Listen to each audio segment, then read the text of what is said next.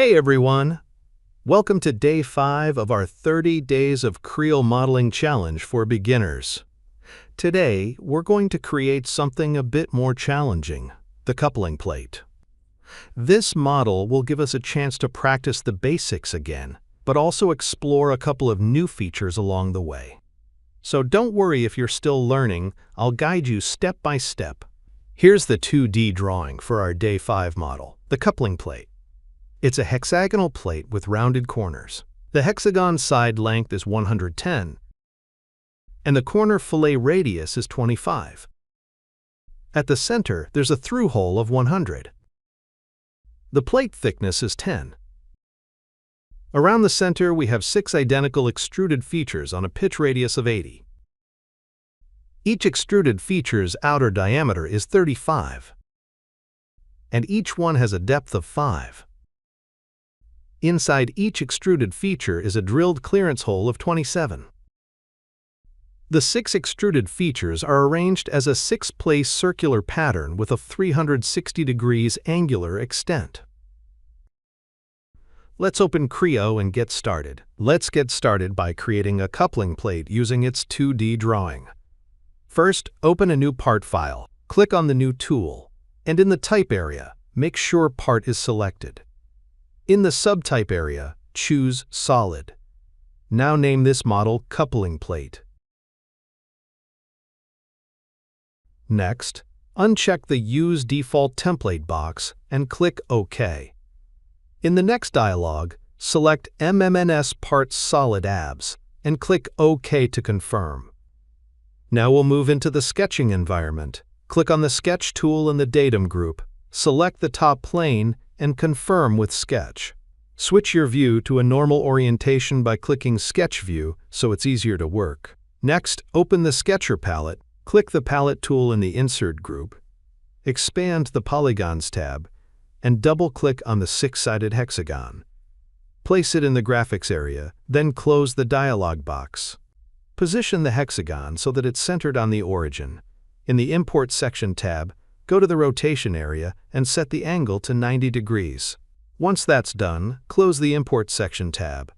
Now select the Circle tool and create a circle centered at the origin. It's time to add dimensions. The side length of the hexagon should be 110. The diameter of the circle should be 100. Once those dimensions are applied, exit the Sketch tab. Now that we have the base sketch ready, let's move on to the next step. Select the Extrude tool and change the view to the standard orientation so the model is easy to see. In the Depth Value field, enter 10. Make sure the variable option is selected, then exit the Extrude tab. Next, we'll apply some fillets or rounds to the model. Select the Round tool. In the Profile drop-down list of the Sets panel, ensure that the circular option is selected. In the Radius field, enter 25. Now select the required edges one by one to apply the rounds.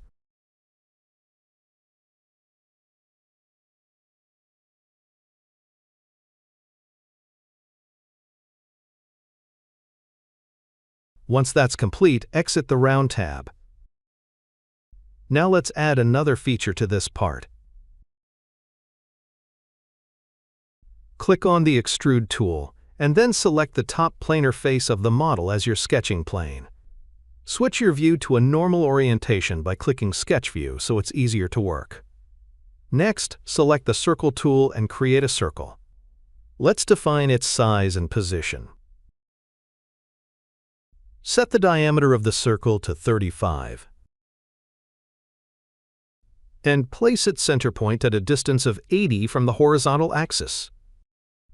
Once that's done, exit the Sketch tab. Now switch the model view back to the standard orientation. In the Extrude tab, enter a depth value of 5 and make sure the variable option is selected in the depth area, and then exit the Extrude tab. Now let's create another feature on this part. Click on the Extrude tool, and this time select the top planar face of the newly extruded planar face as your sketching plane. Switch your view to a normal orientation by clicking Sketch View so it's easier to work. Next, select the Circle tool and draw a circle. Let's define its size. Set the diameter of the circle to 27.